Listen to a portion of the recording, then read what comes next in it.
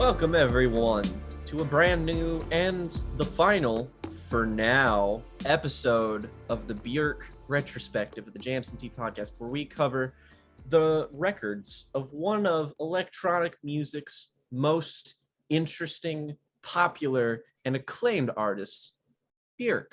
We're going to be talking about what is, as of right now, her final record, Utopia, just in time for her to not formally, but we have it on good authority that a new Björk album is, in fact, on the horizon for 2022. Just like we planned. We willed it into existence. You're fucking welcome. Yeah, I had a pretty good feeling that was going to be announced. In fact, I was hoping it would be announced before we even finish this, but the formal announcement has not happened yet. But I mean, anyone who's on the internet, it's basically all but confirmed. We knew that she was working on new music anyway this year, but what we didn't realize was that Björk's not Kanye. We don't got to worry about that shit. What we didn't realize was that the record is actually fully mixed and mastered and completely done. It is just waiting on the vinyl print, I guess, to be lined up so that release date can be announced. And I'm sure we will get a single very soon alongside a litany of amazing music videos, because Björk never deprives us of that. But before we get into that will come in due time. We will cover that when it's released. Let's talk about the most recent Björk album, 2017's Utopia, which, it has to be said from the bat, came hot off the heels of 2015's Vulnicura. In fact, to the extent that Björk actually cancelled some of the live touring she was doing for Vulnicura so she could record this. So she obviously felt some kind of need to get this out of her. And I think a lot of that can be explained by the fact that I think Vulnicura and Utopia are best viewed as companion records, two sides to the same sort of coin, if you like, these kind of polar opposites that sort of come together as a pair. Vulnicura, of course, as we discussed 2 weeks ago, go and check that out if you haven't, a record about, Björk, the most devastating and difficult and emotionally wrought stage of Björk's life, the divorce from her longtime partner. And this is a record about Björk kind of trying to overcome all of that ugliness. And there was an arc to Vulnicura where she kind of did seem to reach a sense of forward looking kind of optimism by the end of that album. But here is where Björk is kind of making a record that is deliberately a counterpoint to Vulnicura, where she kind of embraces her newfound freedom, the possibilities of new love, the possibilities of not even necessarily finding love within another person and restarting that whole cycle again, but just an embrace of, I guess, positivity and love itself. At one point in this record, I think that Björk sings about being in love with love. And I guess just this feeling of overwhelming possibility and positivity that is kind of imbued with her. Now, that's not to say that it's purely an optimistic record, just as Vulnicura had its shades of the light and it's kind of looking to a brighter future. Utopia has its confrontations with the coexisting darkness that continues in the form of the ongoing custody battle between her and her ex-partner regarding their daughter. And so this is a really multifaceted and dense portrait of a stage of Björk's life that is defined by healing, that is defined by new beginnings, that is defined by renewed appreciation for healing and, I guess, the power of nature as well. This is a record that is co-produced with Arca, who had some production credits on Vulnicura, but takes a much sort of stronger presence alongside Björk here, contributes more than she did on Vulnicura. And I think more noticeably so as well. There's a lot of the songs that Arca is credited on, not just as a co-producer, but also as a co-writer as well, where you can distinctly hear her sound and her impact.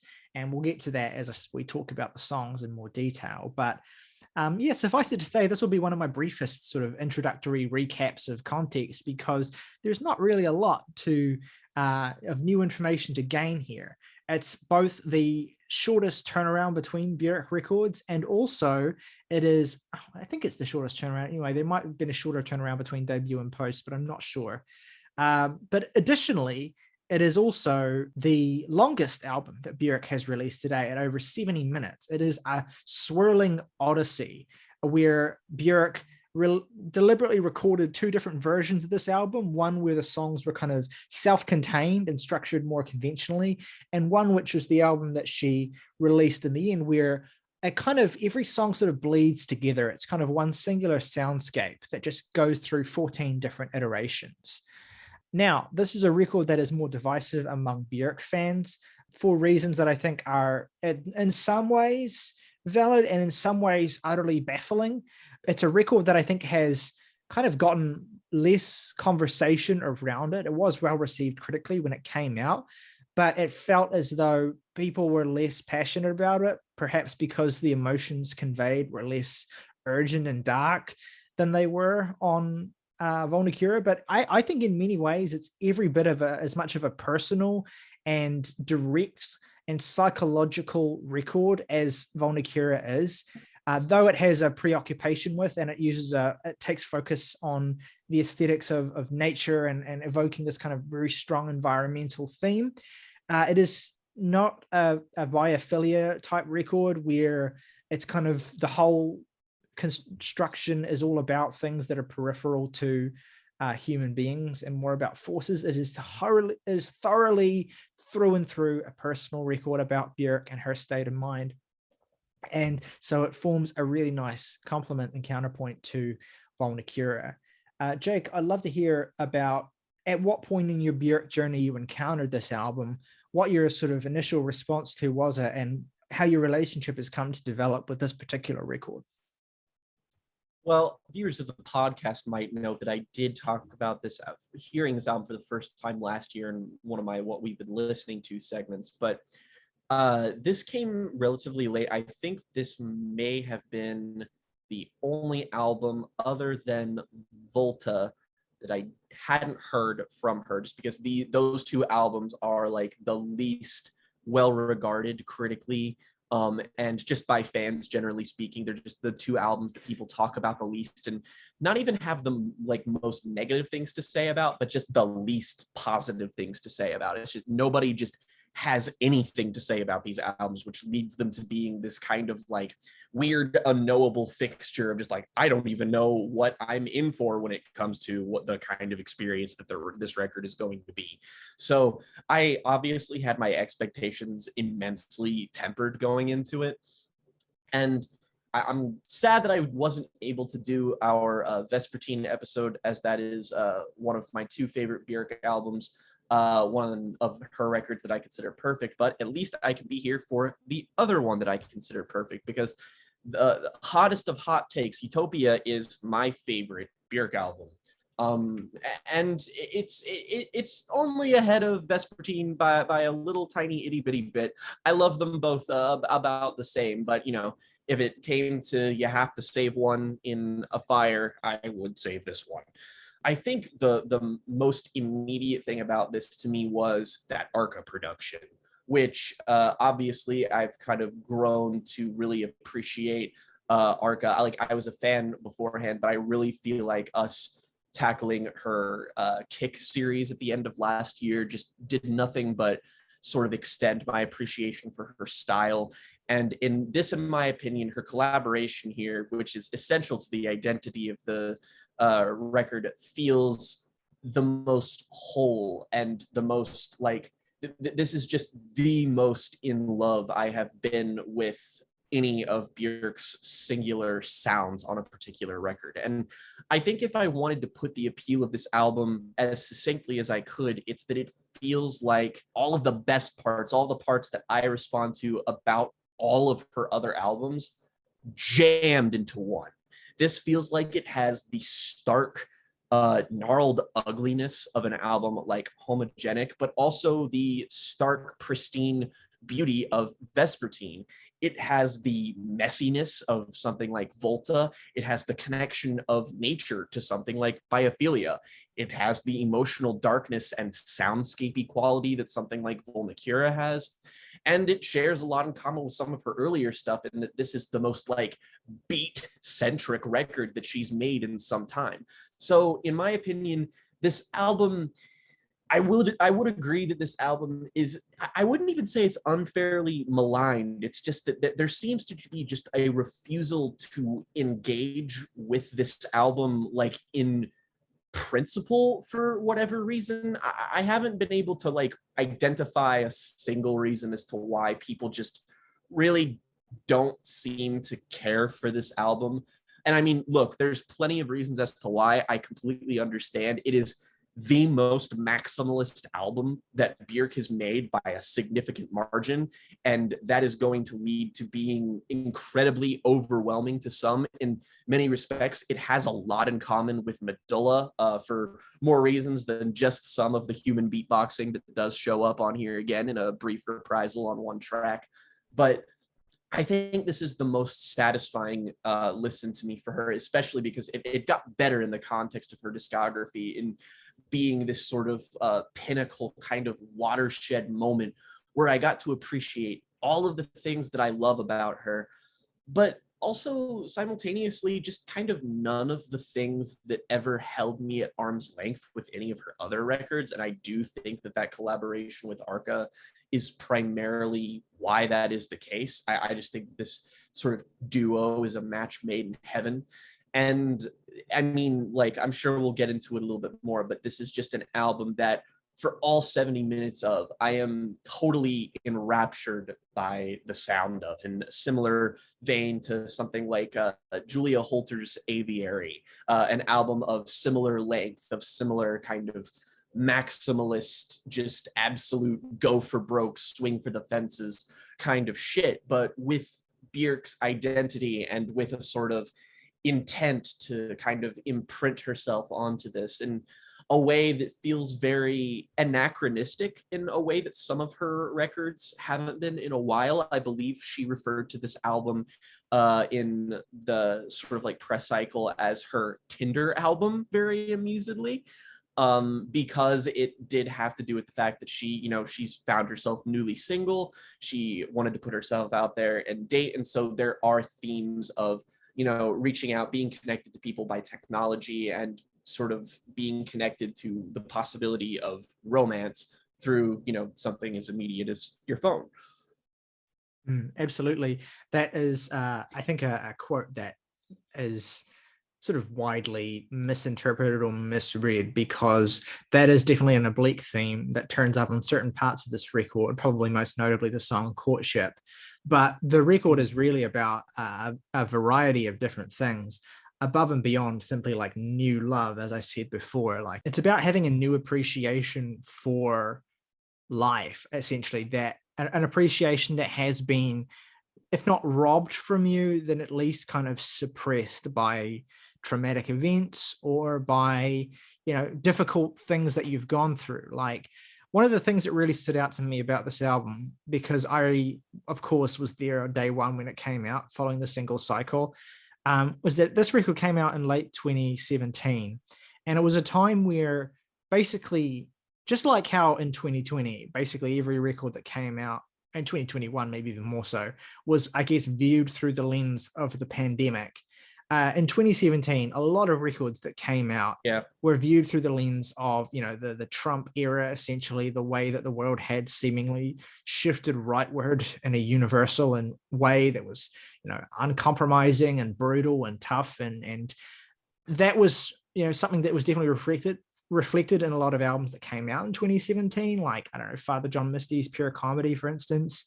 But one of the things that really struck me is that, obviously, as you can imagine, that as a critical framework, regardless of whether the albums were actually kind of touching on those themes or not, got pretty tiresome pretty quickly. And so when Utopia came around in 2017, to have a record this kind of relentlessly optimistic, like even in its darkest moments, like there's a trio of songs here, Lost, Sumi, and Tabula Rasa, which are essentially about the custody battle that Björk is going through to kind of maintain chief custody of her daughter, Isadora. Like, even those songs, which is the record at its darkest, are not pessimistic. They are songs about, I guess, the ugliness of the situation. They deal heavily in themes of kind of patriarchal generational pain as well, you know, factors of that influence the ways in which her ex-partner behaves, and through her lens anyway. Like those themes are all there, but it's very much a series of songs that are still about healing, still about moving forward, still about trying to find compromise and understanding. So this is a very optimistic record on the whole, and it feels so much like a necessary, or at the time especially, it felt a lot like a necessary counterpoint to a lot of the miserablism that was consuming not necessarily albums themselves, although that was certainly true in some cases, but just music discourse in general. To have a record that was as just relentlessly beautiful as this was, and the fact that it's so long as well, which is something that has been held against it. And I will certainly say, if it were trimmed back a little bit, I think it would be a little bit stronger, but I also kind of appreciate the length in a certain way. I appreciate how much Björk immerses you in this world for so long, and immerses you in this, as you say, particularly maximalist sound palette as well. I would agree. This is the most maximalist and just kind of intense Björk record. One of the things that defines her compositional style, has defined it over the years, is kind of the elegant simplicity of a lot of the way that she composes, or at least just generally the tastefulness of the way that she composes. She obviously likes to craft unusual melodies and unusual progressions and unusual deployments of instruments, but she always kind of makes that work in a way that feels as though every little piece is in its right place. It's kind of clicking into a point where it belongs. All the kind of clutter is kind of just swept away, even in her noisiest tracks, because her noisiest tracks are often still some of her most minimal, where it may be a lot of noise, but still there's very few elements. Like songs like Pluto and Declare Independence and stuff. Those are all noisy, loud, abrasive songs that still are one or two elements at most. Here, you have a lot of noise happening, being made by a lot of different instrumentation. You have the clashing of Björk and Arka's beats with what I would term relentless assault of flutes that just permeate this album. Basically, every song has some form of flute on it. In the credits for this album, there are, I think, at least a dozen different flautists credited with playing on this record, including Björk herself. It is a record where the textures of the flute, that's so clearly bucolic to Björk, that brushes up against her typical, electronic, synthesized, distorted sound palettes. And nowhere, I think, does this clash of the conventionally beautiful and organic and the utterly surreal, melodrama of the electronics come together more beautifully and fittingly than my favorite song on this record, the opening track, Arise in My Senses. My favorite as well. Also, my favorite Björk song, full stop. Oh, shit. Another big scorching hot take. I love it. This song is utterly breathtaking, and I thought that ever since the day the album came out and I first heard it. It is a swirling miasma of gorgeous textures and sounds and melodies, and just throttling percussion that takes as much from Orticker as it takes from Joanna Newsom. Like it is like all over the musical spectrum, doing so much that, and it's a song of tremendous tranquility as well, even despite how, like thematically anyway, even despite how intense it is. It's a song about a kind of inner calm, but also like being besieged by an overloading, sort of overwhelming sensory rush of dopamine and just heightened awareness of the world, and a kind of contentment and sort of lush beauty that comes out of that. I mean, it's your favorite Björk song, Jake.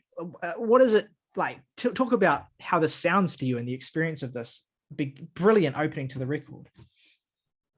I think one of the things that is simultaneously kind of creates a bit of a quandary when talking about Utopia is that it is such a maximalist sound, that describing it in like the way it sounds like moment to moment is basically a task that is impossible, just because there is a lot happening. Like one of my favorite musical ideas on here is the strings.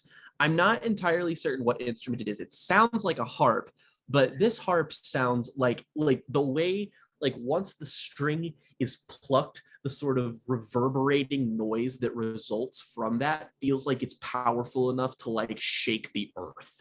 And then you have Björk kind of swirling vocals, one of her best vocal performances, as she's like kind of going about in her usual kind of melodious, the sort of like just a kiss, and then occasionally she'll just be like screaming in the background. It's like, oh, and you're just like, whoa. And it's so big, it's so loud, and it's quintessentially Arca. It's one of the most thrilling songs of hers to me, and maybe that might be one of the reasons Utopia is one of my favorite albums, basically full stop, is that this is just an album that is so easy to become immersed inside. It's why the length of it and the length of a lot of the individual songs ends up being like the thing that held me at arm's length at first. Like I loved this album at first, but I was still just like, yeah, it's a little too long. But the more I listened to this, the more I was just like, no, I want this album to be fucking longer. I just want to exist in this fascinating world that I've never been inside with any other kind of musical artist before. And I just want to be here for like ever, because it's just this world of unimaginable beauty. And the whole thing is just, you're just kind of thankful that anyone is allowed to create something this go for broke, this absolutely stunning. Like there are moments in the song, like in the kind of final third, where it does kind of subside a bit, but only to sort of come back with this sort of rushing assault. And this has the appeal of like a hard-hitting Arca track to it. Like it basically just combines every aspect of Björk and every aspect of Arca's sound, and then just beautifully synthesizes it together into a song that feels like it capitalizes on all of their strengths and none of their weaknesses. And it's perfectly paced too. It's a beautiful introduction to an album that is frequently breathtaking. Yeah, and a special shout out as well. I want to give a special shout out to the harpist Katie Buckley, who appears on Arousing My Senses and Blissing Me, the first two songs of this record. They were, she revealed in an interview, they were both recorded in 2015, like around like very longer before the rest of the album was even conceptualized. And she didn't even hear her harp part that appears on Blissing Me until the song itself was released as a single. And that is a beautiful single choice as well, and a beautiful second song placement too. I love the song. One of the most, I think, ornately pretty and maybe conventionally approachable songs on this record. Absolutely beautiful song construction as well. The same goes for the third track, The Gate, which was the lead single, and is where Arca kind of comes back again as an influence. Although I will say that I do find the repetition of care for you to be a bit much, like especially when you get to like the last minute or two of the song, and I'm just like, okay, I need you to stop saying that now. It's really starting to bug me. But up until that point, I'm completely fine with it. It's just that song and that refrain in particular outstays its welcome from me to the point where it becomes actively grating. So yeah, that's just something I've been waiting to say in a review for years, is that I wish that song were like 2 minutes shorter and there was a little bit less of a care for you, care for you.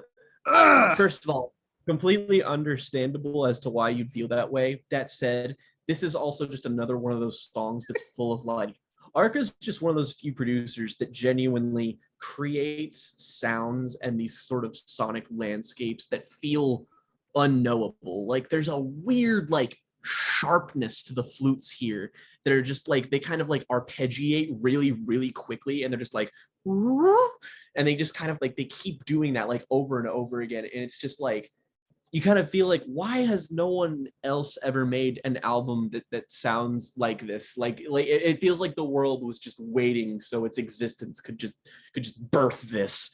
And like the Gate being a perfect example of a song that I feel like shows off all of the things that are incredibly appealing about this album, but also like again can hold people at a bit of arm's length. This is again one of the more aggressive tracks on here, and I mean I love it. I guess I'm just so obsessed with how every part of it sounds that it's hard for any distinct part of it to, even if it could be like grating, which I don't personally think it is, it doesn't really register that way with me, just because the mix here is, first of all, like impressively crystal. Like, I don't know how this doesn't sound like an overly compressed mess, but somehow you're really able to kind of file through everything about this. Like, the only times in which this album becomes like indecipherable or gnarled or ugly is when it expressly really wants to. Yeah. And like, other than that, it just sounds like beautiful and open, and it's Yeah, no, look, I don't dislike the gay at all. In fact, I want to kind of backpedal on some of my comments and say that I actually really like the structure of the song, in the sense that this was the lead single and it's kind of structureless. It just kind of like breathes for 6 minutes. It doesn't really a lot progress. of these songs are like that. It doesn't really kind of have any sort of imposed song structure per se. There are points where the song will just kind of disintegrate for these sort of eerie, sort of moany sounds to just sort of come in and take over. And of course, there's moments on the record where you have tracks that exist, I think, purely to embellish the sonic landscape. I think the title track is a good example of this. Like, it is a song, Yes. but a lot of what I remember when I think about it is the kind of electronic bird call sounds that kind of flavor it, and the just relentlessly almost free jazz flutes, in the sense that they don't really seem to adhere to any. The flutes on here definitely, like, I like, there are a lot of them, sure. That said, not an instrumental presence I ever grow tired of. Like, I feel like people like simultaneously, like, yeah, there are a lot of flutes, but at the same time, they're produced and utilized in such a plethora of different ways that I like, sometimes I don't even notice that they're flutes. Like, I'll have to like expressly look into the production credits to be like, oh, that's what that was. Well, shit. Yeah. Yeah, I mean, though, I kind of agree. I don't really get tired of the flutes. There's only really one moment on the record where I do, which is the interlude Paradisia, which I do think is a little bit redundant. But anyway, to go back, the plainest the flutes ever sound. Like, they're filtered through the least amount of production, so it's like that's the point of the album where it feels like a clarity is achieved for me that like coincides with the thematic kind of journey of the record. So I don't mind that part, but I can certainly see why the unadornedness of them would just kind of be like, all right, at this point. Yeah. But to go back, because we're just on the doorstep of one of the record's most impressive achievements, which is the near 10-minute Body Memory, a stellar song. And I bring this up as well because this was deliberately composed as a kind of counterpoint to Black Lake off of Vulnicura. Björk said she had a big 10-minute song on that record that was full of, darkness and ugliness. It was one of maybe her single darkest song. And she wanted to counter that with a song of equal length on this record that just veered away from that emotional tone and into something much more, I guess, optimistic and full of body positivity, and also just kind of a renegade attitude of reckless abandon, and just kind of like, it's a song where Björk's kind of like almost has this sort of formless rambling about her emotional state and this kind of inner battle that she's fighting, and also recurring and coming back to the kind of core topic of the song, which is this body memory, essentially, which is this like acquired knowledge of how to handle a crisis and how to, and what her strengths are and how to kind of move through and remain strong. Essentially, it's a song about strength, about inner strength, essentially, and the moments where Björk has to channel it. Like learning to sort of act uninhibited and use your brain like reflexively to get her through this, to like, it really has a sort of synergy with the themes of the record, like sonically, of her combining every sound she's ever played with before. Is that this song feels like an effort to say, like, all of these lessons that I've learned over the years, all the heartbreak that I've experienced and all the trials that I've gone through, I am utilizing here and now to be able to get through this right here. So it really does feel like it's at peace with the record as a whole on this song. Yeah, absolutely. And I mean, this is the record at its most extra as well. You have a 60-piece Icelandic choir performing on Mm-hmm. this song. 60 people. It's ridiculous. Like, just so over the Heard top. of the boxing as well? You got the Yes, yeah, do absolutely. that. Love The it. song is just like so much a centerpiece for the record, and I love the excess of it. I'm completely on board the entire time, and the record kind of gets, I think, it kind of peaks a little bit there to a certain extent, and then takes a little while to kind of cool down with features, creatures, and courtship, where it sort of starts to, I guess, spark to life again. And then you get into the aforementioned trio of Loss, Sumi, and Tabula Rasa. Loss, I want to bring up because this is the only song on the record that has an additional production credit outside of Björk and Aka, the experimental electronic artist Rabbit, who is. So this is essentially the noisiest and most abrasive song on the record. It is the most, I think, that it is the most that the influence of Arca is felt in a lot of ways. And it is where I think Björk most channels some of the aesthetics of a record that I love, that I think is tremendously underrated, that we have talked about, Biophilia, but also kind of like transmogrified through the lens of earlier iterations of her more oppressive electronic style on albums like Volta and Homogenic. Even it's just this utter like melting pot of just fucking intense electronic bliss. It brings to mind some of my favorite electronic artists of the 2010s, Sophie and Arca, obviously, but Yeah. Utopia again, So I'm brought back to. It has so much in common texturally with 2010s Utopia 2. It is just my shit with capital letters all the way through. the IDM influence on this album, I feel like this is the first time where that influence can really like that aspect of the album can actually like, battle it out with her influences as being a distinct strength that is as good as the things that inspire it.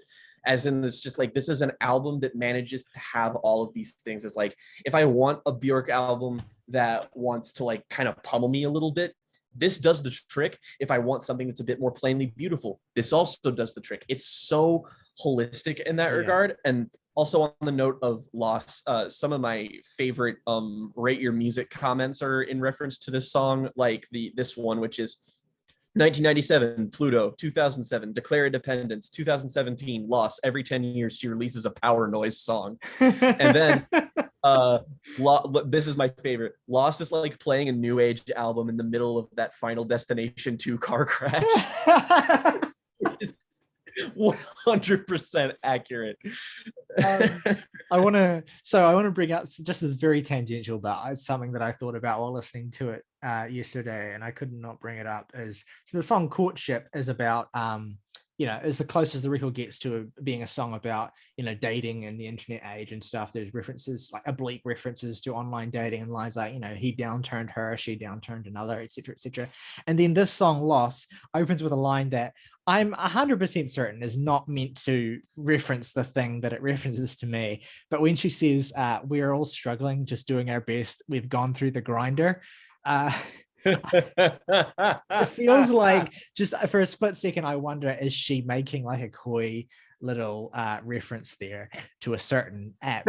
That to me is like somebody like she was in America and like someone like listed like hookup or dating apps, and she was like, oh, Grindr, that she just downloaded, and it was like, well, that's not what I thought that was, never mind. Well, like, but another song that does this is the second track, Blissing Me.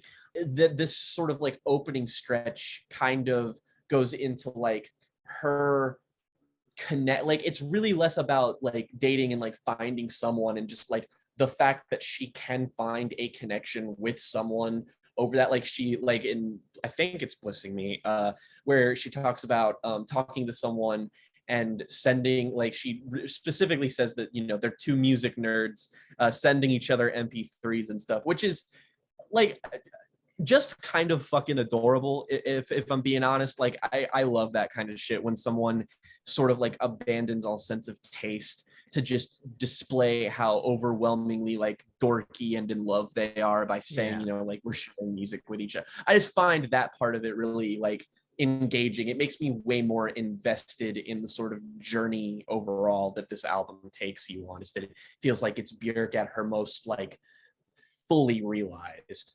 Well, you know what's beautiful about the song is, well, for starters, she has bars when she says, "Is this excess texting a blessing to music nerds obsessing?"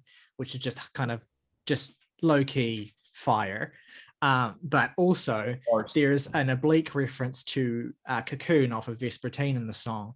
When in that song, there's the lyric, like, "Who would have known that a boy like him would have entered me lightly, restoring my blisses."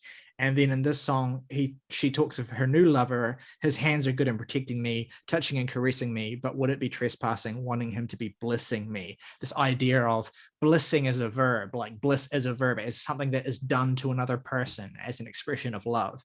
And it's like, yeah, it's even could be read as a sly dig at Matthew Barney, who Cocoon is about, but also it's just a song about the renewal of love that deliberately calls back to that song, that incredibly intimate song off of Vespertine, and gives it a new context.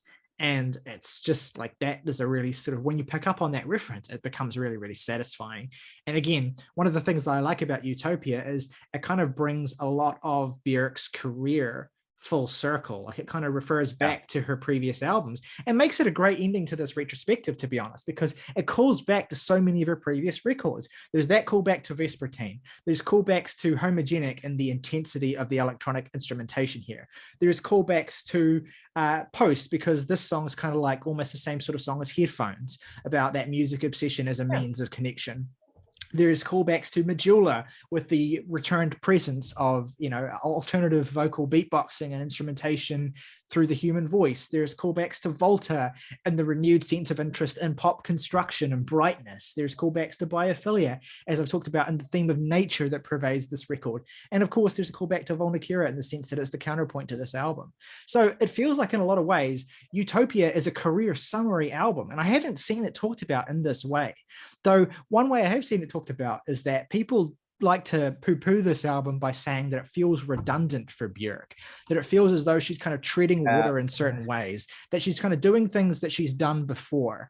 And while I don't want to downturn that complaint entirely, I do feel that it misses a lot of what is special about this record, a lot of what's great about this record, a lot of what's satisfying about this record, for me, at least as a Björk fan, to experience a swirling kind of homecoming for her after all this time. And one of the reasons why I wanted to do this retrospective so badly was not just because every album has such an amazing story and theme and things to talk about, but because it really comes full circle here so beautifully. And in a lot of ways, I think that it's super awesome. This is your favorite Björk album because it is, to me, it should be like the Björk fans' deep cut favorite in a certain sense. Like, it should be the record that rewards fans the most. And I think it is in a lot of different ways that aren't, I don't know, I just haven't seen being appreciated as much. So yeah, it's a super special album. And I love all the little references. I love all the little ways in which it feels like,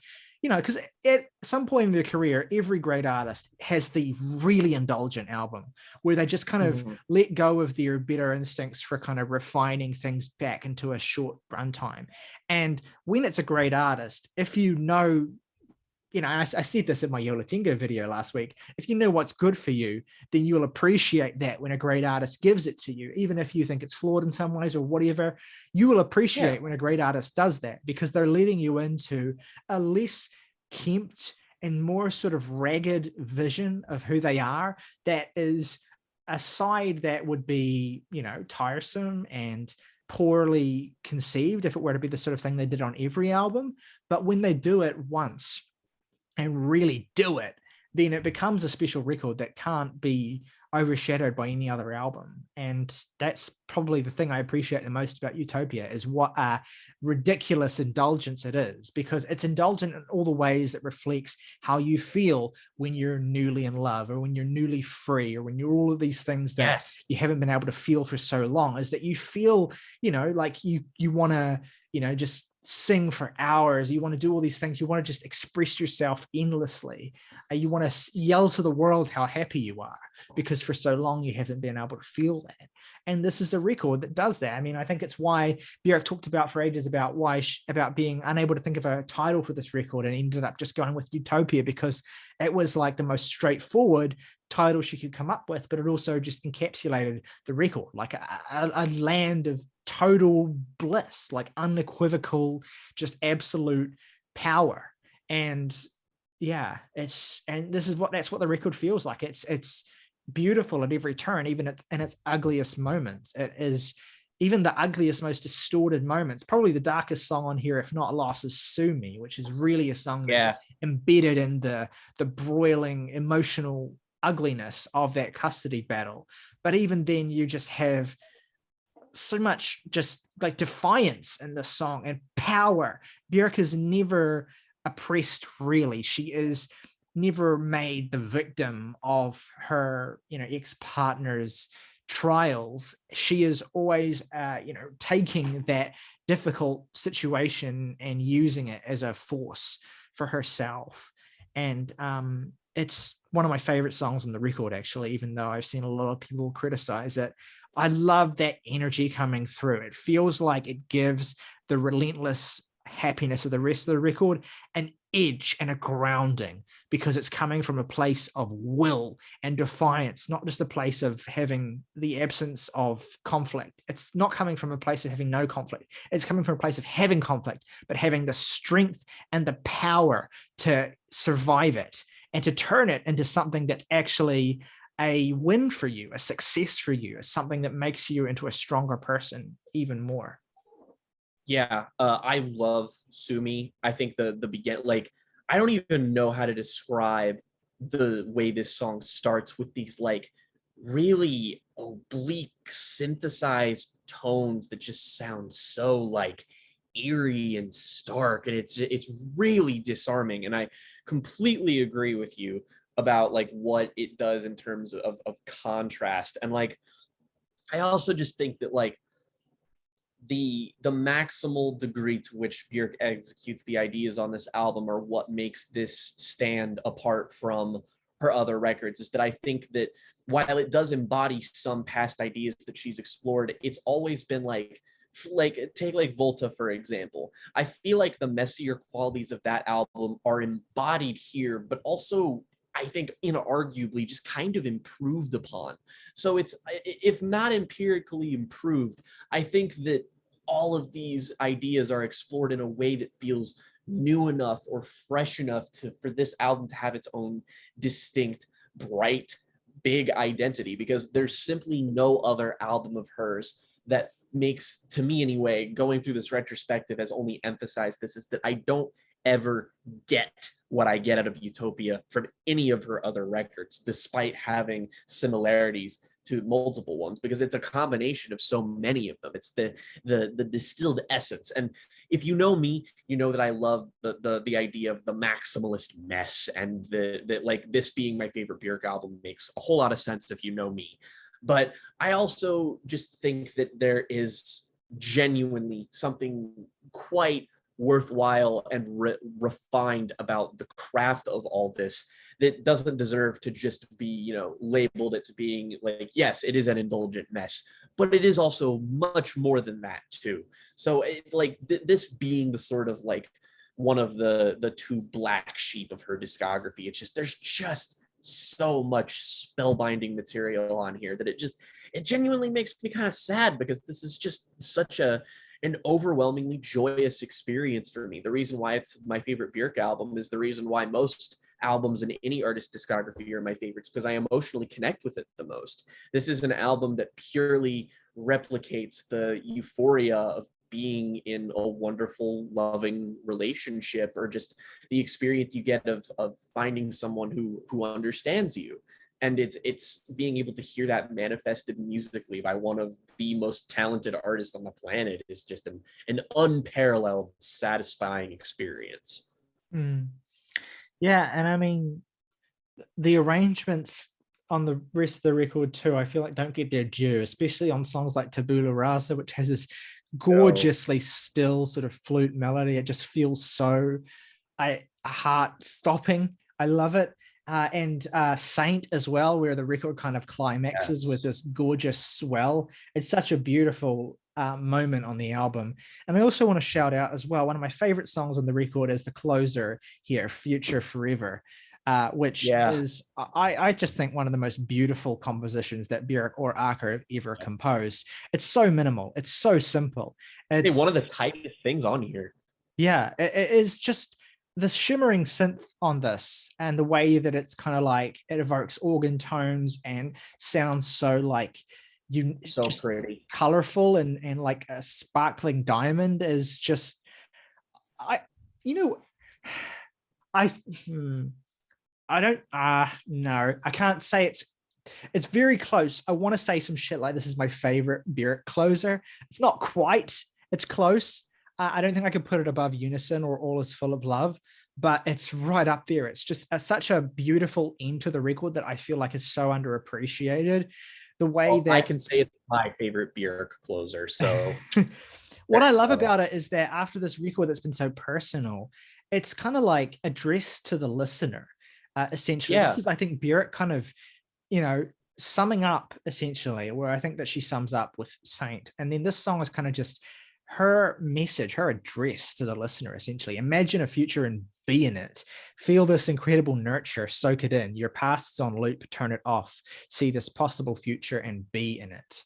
And the way that she ends with that repeated line of hold fort for love forever, that idea of, which is a beautiful phrase, just and the way it sounds, the way it's constructed, but also just that idea of defending the space where love is and sometimes isn't. And when it's not there, when you have that emptiness and when you have that hollowness, defend that space, defend that emptiness, and you know, reserve it for love, which will always come back when you embrace that future, when you embrace that future that you imagine. Essentially, it's this beautiful song about, you know, designing your own fate, essentially, and having a sense of free will that you make for yourself. And it's one of the most life affirming, maybe the most life affirming song that Björk has ever written.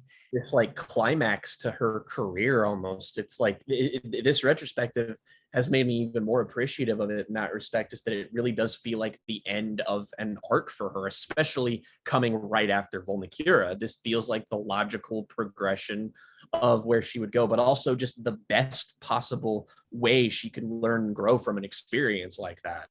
Yeah, 100%. It's just, yeah, 100%. I Kind of makes the prospect of a new Björk album to be like, I'm excited, no doubt, but it's just like you have this career summary album, this huge, big, indulgent thing that combines so many different sounds. It's just like, what is she even gonna do on this new one? You know, like I have no doubt that it'll be like a turn of some sort, but it's just like, what is she I gonna do? I think that's got to be part of the reason why she's waited 5 years. Like, Yeah, she had the need to put this out so quickly after Vulnicura and then to step away for so long. I have no doubt that the new record will be a new beginning for Björk in some form, yeah, and will totally. sound and probably thematically be completely unlike everything we've got before from her. Um, you know, but who That's knows what it will cool. be. But yeah, I'm grateful for this record. I'm glad we had a chance to really talk about it and give it its due, because even though it's not one of my absolute favorite records holistically, it's a record that I'm eternally grateful for. It's a record that I always have a beautiful time with every time I come back to it. I've gone from loving this record when it came out to kind of growing away from it to coming back around to it again. And it's just an album that is full of comfort when I listen to it. And I'll always have that fondness for it, as I have a special fondness for every Björk record I've been present for the release of. But this one in particular, because it feels like it's been forgotten so quickly. And I'm sure, again, like Biophilia, that it someday will be reappraised. But yeah, it is the meeting of minds of two of my favorite artists in the world of electronic music to create something so unique and so special that is also so familiar in ways that feel nothing short of comforting. Okay, favorite tracks and ratings for Utopia. I'll go first this time. My three favorite tracks are Arise in My Senses, Future Forever, and I will say, oh, this is really tough. Body Memory. Least favorite is the only moments as I said before, I do think that Paradisia is not necessary, and I would also cut Claim Staker as well, which is a nice song, but just one that I feel is a little inessential, both thematically and sonically. So those two together, I think. But yeah, still a record that I love, and I'm going to give it a hearty and emphatic 7 out of 10. I'm gonna say my three favorite tracks on here are the big and Arisen My Senses, Future Forever, and I'll say, yeah, Body Memory.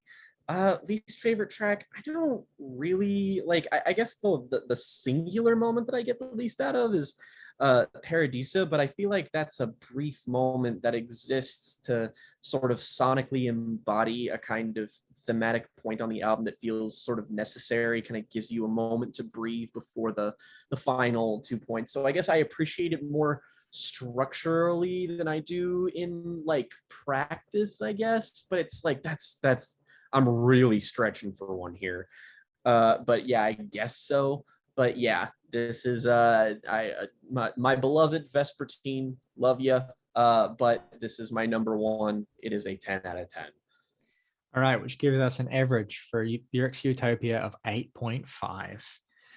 Let us know at home what you think of this record and what it means to you. But before we wrap up, because this is the end of the retrospective, and one thing that we did with the Radiohead retrospective is at the very end, we gave the albums a full ranking and we listed our favorite songs.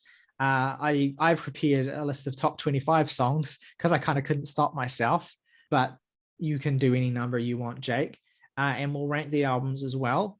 So yeah, I'll just do the 10. Okay, that's fine. So I will actually, how about you go first and do your song ranking, and I'll do my song ranking, and then we'll do our album rankings. Okay. All right, song ranking. Number 10, Black Lake. Number 9, Bachelorette. Number 8, Cosmogony. Number 7, It's Not Up to You. Number 6, Body Memory. Number 5, Possibly Maybe. Number 4, Desired Constellation. Number 3, Family. Number 2, Hidden Place. And number 1, Arisen My Senses. Lovely. All right. I'll do 20. I'll do my top 20. I'm going to stop there. Number 20, Mutual Core. Number 19, Aurora. Number 18, Army of Me. Number 17, It's Not Up to You. Number 16, All Is Full of Love. Number 15, Desired Constellation. Number 14, Unison. Number 13, Family. Number 12, Arise in My Senses. Number 11, Bachelorette. Number 10, Hidden Place. Number 9, Isabel. Number 8, Black Lake. Number 7, Pagan Poetry. Number 6, Virus. Number 5, Unravel. Number 4, Undo. Number 3, Hyper Ballad. Number 2, Yoga. And my number 1 Björk song is Stone Milker. And yeah, your album ranking, Jake. All right. In 9th place, Homogenic. In 8th place, Volta. 7th place, Debut. 6th place, Biophilia. 5th place, Vulnicura. 4th place, Post. 3rd place, Medulla. 2nd place, Vespertine. And number 1, Utopia. Nice. We have 2 in the same position, and and something else that's funny that I'll get to. My number 9 is Volta. My number 8 is Debut. My number 7 is Medulla. My number 6 is Utopia. My number 5 is Biophilia. My number 4 is Post. My number 3 is Vulnicura. My number 2 is Vespertine, and my number 1 is Homogenic. I love the way that's worked out, that your least favorite is my favorite. Just speaks to Björk and who she Definitely is. different than our Radiohead rankings, which were basically variations on the same order, more or less. Yes, and let us know at home what your Björk album ranking is, what your favorite Björk songs are, and of course, what you think of Utopia. You will be, if you're a fan of the channel, you'll be delighted to hear we're going to be back in 2 weeks' time with a new retrospective. We're going to be covering a very different artist, but one that is no less close to our hearts, The National. We're going to be working through all 9 of their albums because I believe they're planning to have a new record early next year, I think. So we're going to chomp through all of those albums. But if you've stuck with us through this entire retrospective, thank you. If you've joined on to the channel and subscribed from the retrospective, then welcome, and we hope you'll stick around and check out some of our other things that we do. And if there's other music that you want us to talk about specifically, then let us know. Again, if you hit the join button for just $1 a month, you can pop a recommendation down and we promise we will get to it. But either way, let us know what you think. And if you want to know our thoughts on anything, we want to hear from you. If you enjoyed this episode, please consider giving it a like. That really helps us out a lot. And subscribe to the channel, of course, if you have not already. As always, though, folks, rock over London, rock on Chicago, Metropolitan Life Insurance. Have you met life today?